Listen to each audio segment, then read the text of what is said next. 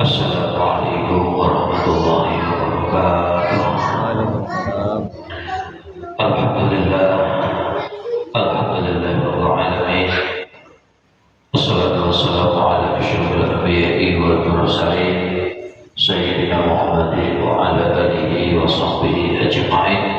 Amma ba'du, wala haula wala quwwata illa billahil aliyyil azim. Jamaah salat subuh rahimakumullah. Senantiasa dan selalu mari kita bersyukur kepada Allah Subhanahu wa taala dengan mengucapkan alhamdulillahirabbil alamin, karena kita semua bisa melaksanakan kewajiban kita sebagai hambanya, yakni pada sholat subuh dan puasa Ramadan di hari yang ke-4. Mudah-mudahan semua ibadah kita amal baik, puasa kita diterima Allah Subhanahu wa taala. Amin. Salawat Allah kita aturkan kepada junjungan kita Nabi Agung Muhammad sallallahu alaihi wasallam dengan mengucapkan Allahumma sholli wa sallim ala sayyidina Muhammad. Mudah-mudahan kita senantiasa istiqomah mengikuti sunnah-sunnah beliau, ajaran-ajaran beliau. Amin. Mari kita lanjutkan ngaji bersama-sama, belajar bersama, dan kita amalkan bersama-sama. Mudah-mudahan menjadi pengingat atau pengiling-iling bagi kita semua. Bismillahirrahmanirrahim.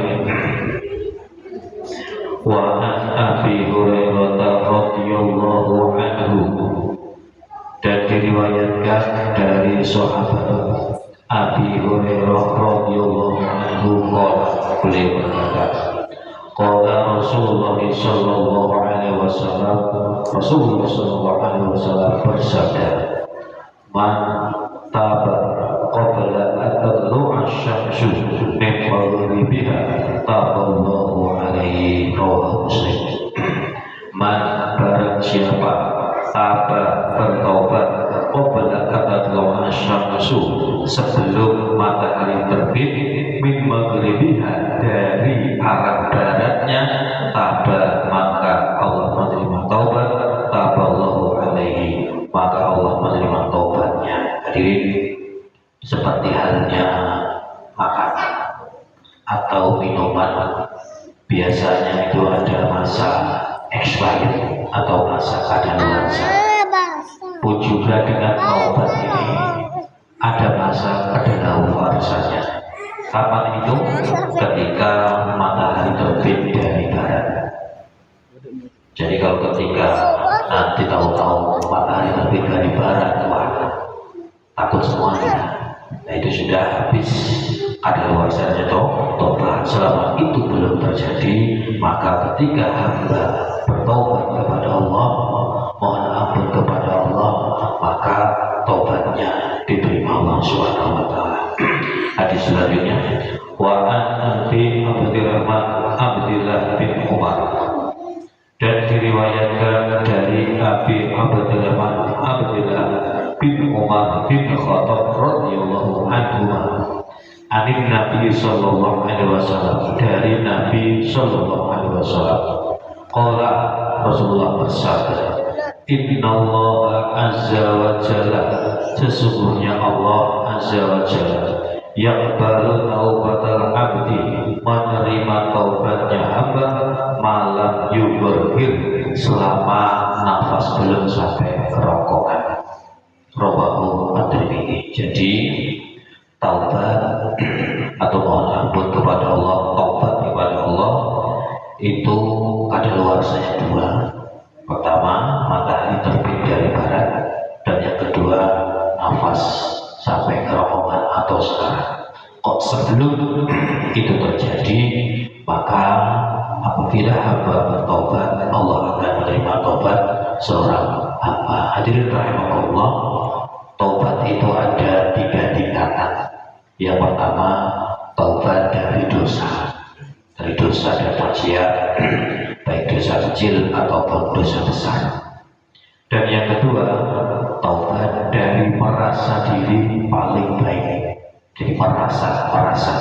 Jadi kalau ada merasa diri paling baik, paling hebat, paling benar, nah itu adalah hindari sikap setan, dan kita harus tobat kepada Allah.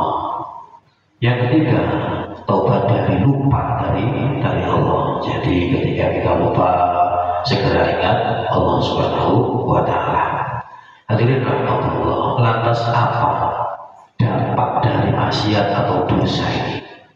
Dampaknya diantaranya ini adalah tidak bisa menikmati ibadah, tidak bisa merasakan kelezatan ibadah. Mungkin ada yang ibadah terasa hambar, itu ada dosa dalam diri kita. Banyak-banyak baca istighfar.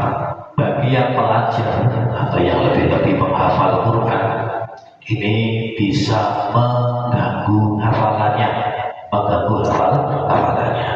Suatu saat Imam Syafi'i ini mengadu kepada gurunya, hafalannya ini agak rusak.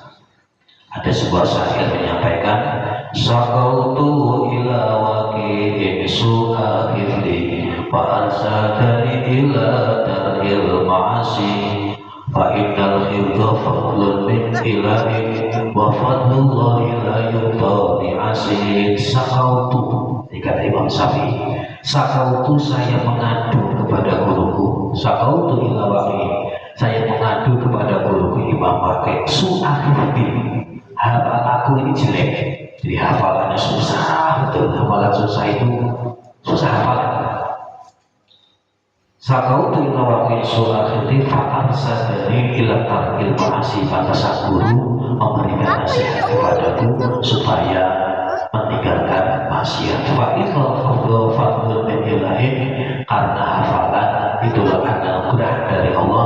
Wa fadlullahi la yudhani asin, dan anugerah dari Allah ini tidak diberikan kepada orang yang maksiat. Jadi kalau putra bapak ibu pas pulang mungkin mondoknya di tahfidz atau hafalan Quran, sudah hati-hati ketika melihat hal-hal yang tidak baik. Jadi itu menghilangkan hafalan, melihat yang tidak baik, yang tidak baik itu di dunia nyata ataupun di dunia maya. Jadi rahimahullah, itu di antara dampak dari ada maksiat. Hadirin rahimahullah, kiranya itu aja, mudah-mudahan menjadi pengingat atau pengiling-iling bagi kita semua. Terima kasih. Assalamualaikum warahmatullahi wabarakatuh. Bismillahirrahmanirrahim.